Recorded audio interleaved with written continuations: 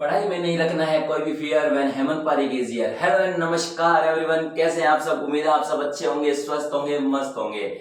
तो so guys, आज SBI clerk का नोटिफिकेशन आ चुका है। बहुत बढ़िया वैकेंसीज आई है और बहुत अच्छी खासी वैकेंसीज आई है। 10,000 वैकेंसीज बहुत बढ़िया वैकेंसीज होती है।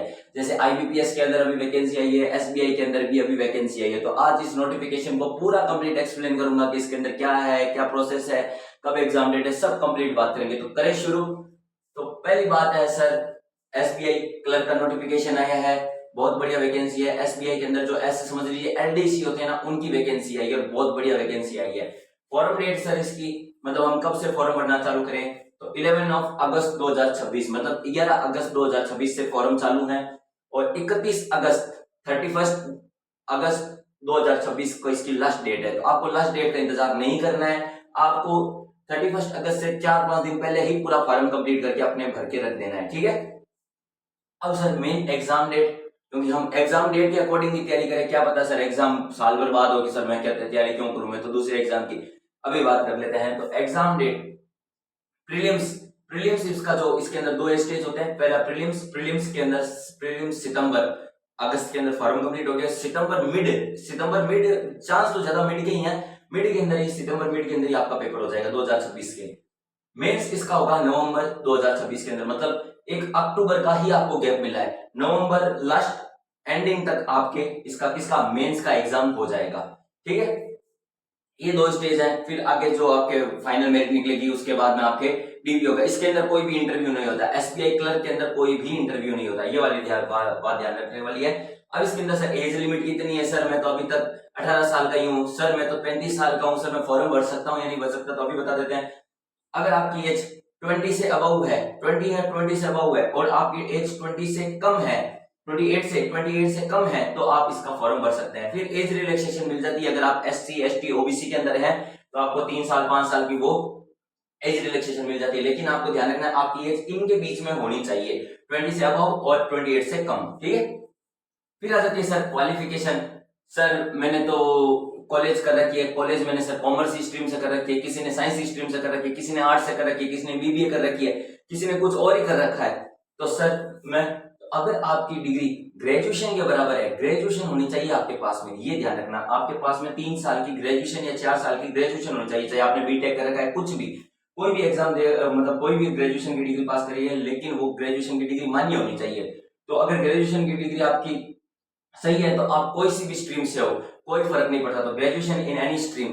और सर मैं तो अभी तक फाइनल ईयर के अंदर ही हूँ ग्रेजुएशन के, मेरा लास्ट बस अब 1-2 महीने के अंदर मैं कंप्लीट होने वाला, सर मैं फॉर्म भर सकता हूँ, ये स्ट्रीम पास सुन लीजिए। फाइनल ईयर या सेमेस्टर अपियरिंग, आपके या तो फाइनल ईयर हो सकता है या आपका फाइनल सेमेस्टर हो सकता है appearing, but complete degree before 31 दिसंबर 2026। मतलब आपकी जो डिग्री है, ग्रेजुएशन की डिग्री, वो फाइनल ईयर के अंदर है चाहे फाइनल सेमेस्टर के अंदर है, वो 31 दिसंबर 2026 से पहले पहले कंप्लीट हो जानी चाहिए। मतलब इस डेट से पहले पहले आपकी ग्रेजुएशन की डिग्री कंप्लीट होनी चाहिए, तो तब आप एसबीआई क्लर्क का फॉर्म भर सकते हैं, ठीक है। अब बात करते हैं एग्जाम स्टेजेस की।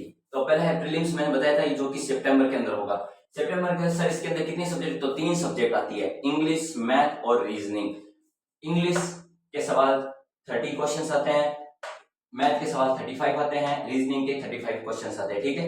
टोटल क्वेश्चन कितने हो गए 100, सब एक एक नंबर के हैं। तो 30, 35, 35 पूरे 100 मार्क्स होंगे। कितने मैक्सिमम मार्क्स हैं, 100 मार्क्स हैं और 100 क्वेश्चंस ही आएंगे, मतलब एक क्वेश्चन एक नंबर का। सर टाइम कितना मिलेगा हर एक सेक्शन के अंदर, मतलब पहला ये सेक्शनल वाइज एक साथ नहीं होंगे। पहले इंग्लिश का सेशन 20 मिनट्स के अंदर आपको इंग्लिश करनी है, मैथ भी आपको 20 मिनट्स में करनी है और रीजनिंग भी आपको 20 मिनट्स में करनी है। टोटल टाइम मिलेगा 60 मिनट्स। मतलब जो आपकी कट ऑफ डिसाइड होगी किसके लिए, प्रीलिम्स के लिए, तो 100 मार्क्स से डिसाइड होगी, ये ध्यान रखना। सर मैं इसके अंदर कोई गलत कर दूं तो कोई कटेगा तो नहीं, अरे नंबर कटेगा, इसके अंदर नंबर कटेगा। कितना नेगेटिव मार्किंग होगी, 1/4 की नेगेटिव मार्किंग होगी। जितना आप सवाल गलत करेंगे उसके अंदर 1/4 की, जितना भी, मतलब एक सवाल गलत किया उसके अंदर 1/4 कटेगा नंबर, ठीक है। अब 1/4 समझ गए ना, 0.25%। अब इसके अंदर बात करने वाली है कि इसके अंदर कोई भी सेक्शनल कट ऑफ नहीं लगेगी। कुछ जो बैंकिंग एग्जाम है उसके अंदर क्या करते हैं, सेक्शनल कट ऑफ लगाते हैं। सेक्शनल कट ऑफ समझ गए, मतलब इंग्लिश के नंबर अलग होंगे, मैथ के, और फिर अलग अलग करके कट ऑफ को निकालते थे। यहाँ पे इस बार नहीं होगा। इस बार क्या होगा, कोई भी सेक्शनल कट ऑफ नहीं है, मतलब आपका 100 मार्क्स में से ही आपके जितने भी हर स्टेट की, राजस्थान की अलग होगी, उत्तर प्रदेश, बिहार, गोवा, महाराष्ट्र, सबकी क्या होगी, अलग अलग कट ऑफ होगी। तो ये चीज माइंड के अंदर सेट करके रखना। तो अपन को तो 100 मार्क्स से कितने भी मार्क्स कट ऑफ हो सकते हैं, तो अपन को तो 85 नंबर क्रॉस करके ही चलना है, मतलब 85 नंबर से तो मेरे ज्यादा ही आने चाहिए, 85 से तो कम आने ही नहीं चाहिए। 10 times of vacancies of each category will be shortlisted for mains, मतलब जितनी भी कैटेगरी वाइज जितनी भी क्या नाम है, मैं पूरी एडवर्टाइजमेंट मैंने टेलीग्राम चैनल पे अपलोड कर दिया, अगर नहीं देखा है तो टेलीग्राम चैनल पे पूरा शॉर्ट मतलब पूरा नोटिफिकेशन उसके अंदर मैंने डाल दिया है, जाके चेक कर लीजिए। अब इसके अंदर जितने भी आपकी कैटेगरी की जितनी वैकेंसी है उसका 10 टाइम्स, जैसे ईडब्ल्यूएस के अंदर समझ लीजिए बाई चांस 2000 वैकेंसीज है, 2000 वैकेंसीज है ईडब्ल्यूएस वालों की, तो वो 20,000 10 गुना उसका कर देंगे तो 20,000 हो जाएगी, तो 20,000 जनों को उसके अंदर बुलाएंगे, और इतनी है भी नहीं। और जितनी वैकेंसीज होगी, जिस कैटेगरी की जितनी वैकेंसीज होगी उसका 10 टाइम्स, जैसे कोई कैटेगरी है उसके अंदर 135 है तो 1350 जनों को 350 कैंडिडेट्स को क्या करेंगे, वो बुला लेंगे, किसके लिए, मेंस के लिए शॉर्टलिस्ट करेंगे, तो कैटेगरी वाइज के अकॉर्डिंग ही होगा। अब बात करते हैं मेंस की। सेकंड स्टेज है मेंस का। मेंस ही सबसे ज्यादा इंपॉर्टेंट है, ध्यान रखना, आपकी जो कट ऑफ डिसाइड होगी सब कुछ यही करेगा। इसके अंदर कितनी सब्जेक्ट, उसके अंदर 3 सब्जेक्ट आती थी, यहाँ पे 4 सब्जेक्ट हो जाती है। 4 सब्जेक्ट कौन सी, एक तो आ जाती है जनरल अवेयरनेस जिसको कहते हैं जीके। जीके के सवाल आएंगे, कितने सवाल आएंगे सर, 50 क्वेश्चन आएंगे, 50 मार्क्स के ही होंगे, ध्यान रखना, एक क्वेश्चन 1 नंबर का, 35 मिनट्स आपको इसके अंदर मिलेंगे, ठीक है। अब बात आती है इंग्लिश की, जनरल इंग्लिश आती है इसके अंदर 40 क्वेश्चंस, 40 मार्क्स, 35 मिनट्स, ठीक है। फिर आ जाती है मैथ। मैथ के कितने सवाल आते हैं, 50 सवाल आते हैं, 50 क्वेश्चंस, और कितने नंबर के आते हैं, 50, मतलब इनके तो अंदर तो सारे एक क्वेश्चन 1 नंबर का है, 45 मिनट्स मिलेंगे आपको, किसके लिए, मैथ्स के लिए, ठीक है। यहाँ पे जब अपन प्रीलिम्स से मेंस की ओर जाएंगे ना, तो यहाँ पे सब्जेक्ट का लेवल बढ़ेगा, ध्यान रखना। सिलेबस इसके अकॉर्डिंग एकदम सेम सही है, एकदम प्रीलिम्स का मेंस का सिलेबस एकदम सही है, एकदम सेम टू सेम है। लेकिन जब आप प्रीलिम्स से मेंस की ओर बढ़ेंगे तब मेंस के अंदर थोड़ा सा क्वेश्चंस का लेवल अप हो जाता है, थोड़ा सा हार्ड हो जाता है, तो ध्यान रखने वाली बात है। फिर आ जाती है रीजनिंग प्लस कंप्यूटर, उसमें प्रीलिम्स के अंदर सिर्फ रीजनिंग आएगी, लेकिन मेंस के अंदर रीजनिंग प्लस कंप्यूटर के सवाल साथ में मिक्स होंगे। तो कितने सवाल आते हैं, 50 क्वेश्चंस, 60 मार्क्स के, यहाँ पे नंबर आपके चेंज होंगे, तो ये वाले ध्यान रखना है। यहाँ पे 50 क्वेश्चंस 50 मार्क्स नहीं है, 50 क्वेश्चंस 60 मार्क्स के हैं, ध्यान रखना। और 45 मिनट्स आपको इसके अंदर मिलेंगे, इस सेक्शन के अंदर मिलेंगे, ठीक है। जैसे पहला अवेयरनेस, जनरल अवेयरनेस का पेपर कंप्लीट हुआ, फिर 35 मिनट्स इसके अंदर मिले, अथवा ये सेक्शन खुल के फिर इंग्लिश का सेक्शन खुल जाएगा, फिर 35 मिनट्स के अंदर मिलेंगे, फिर मैथ्स के मिलेंगे 45 मिनट्स, फिर 45 मिनट्स इसके। अब टोटल क्वेश्चन कितने हुए सर, ये तो 190 क्वेश्चंस हुए ये, मतलब आपके जितने सवाल आएंगे मेंस के अंदर तो वो कितने होंगे, 190 क्वेश्चंस, ठीक है। नंबर कितने होंगे सर, 200 मार्क्स, जो कि मेन इंपॉर्टेंट मार्क्स हैं आपकी कट ऑफ डिसाइड करने के लिए, तो 200 मार्क्स से ही आपका सिलेक्शन होगा, ये ध्यान रखना। और फिर आ जाते हैं सर समय, पूरा टोटल टाइम बताओ सर ये कितना होगा, हम वहां पे जाके बैठे तो उसी हिसाब से बैठेंगे, तो 2 घंटे 40 मिनट, 2 आवर 40 मिनट्स आपको समय दिया जाएगा, पूरा समय दिया जाएगा, 2 घंटे 40 मिनट का आपका पूरा मतलब 2 घंटे 40 मिनट आपको लगातार बैठना है पेपर के लिए, मेंस के लिए। सर इसके अंदर तो कोई नेगेटिव मार्किंग नहीं है ना, इसके अंदर भी नेगेटिव मार्किंग है, 1/4 0.25% की इसके अंदर भी नेगेटिव मार्किंग है, तो ये चीज आपको ध्यान रखनी है। मेन तो यही है कि आपके कट ऑफ, आपके जो मेरिट लिस्ट है, merit list decided by 200 marks, मतलब आपकी जो मेरिट लिस्ट है, जो फाइनल मेरिट लिस्ट है, जो फाइनल मेरिट लिस्ट है वो कौन डिसाइड करेगा, ये 200 मार्क्स ही आपके डिसाइड करेंगे कि आप एसबीआई क्लर्क बन सकते हैं या नहीं बन सकते। मुझे उम्मीद है कि आप सभी बन सकते हैं, ठीक है। अब इसके अंदर एक और चीज होती है, उसके बारे में भी बात कर लेते हैं। अब इसके अंदर थर्ड स्टेज है, सर आपने तो 2 स्टेज बताए थे, अरे थर्ड स्टेज इतना इंपॉर्टेंट नहीं है, लेकिन इंपॉर्टेंट है, देना तो जरूरी है, जो प्रोसेस है तो वो प्रोसेस है, लेकिन आपके लिए इंपॉर्टेंट प्री और मेंस ये दो तो इंपॉर्टेंट है ही है।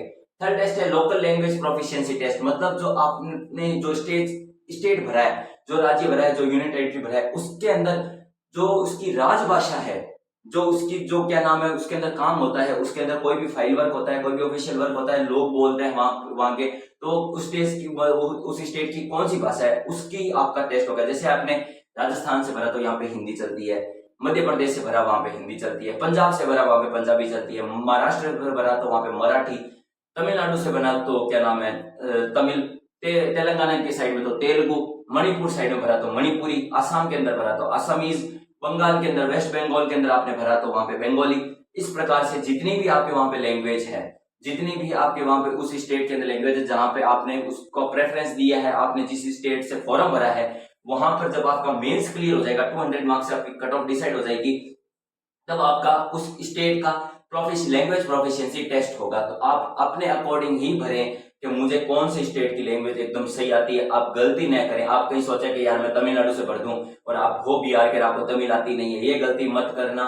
आपको ये ध्यान रखना है, आपको जिस स्टेट की लैंग्वेज आती है, आपको पता है कि मैं उस स्टेट की लैंग्वेज, कोशिश करना है आप अपने स्टेट की भरो, लेकिन आपकी स्टेट के अंदर अगर वैकेंसीज कम है, अनदर स्टेट की भरो, तो आपको उसकी स्टेट की लैंग्वेज पता होनी चाहिए। You know the language of this state, ठीक है।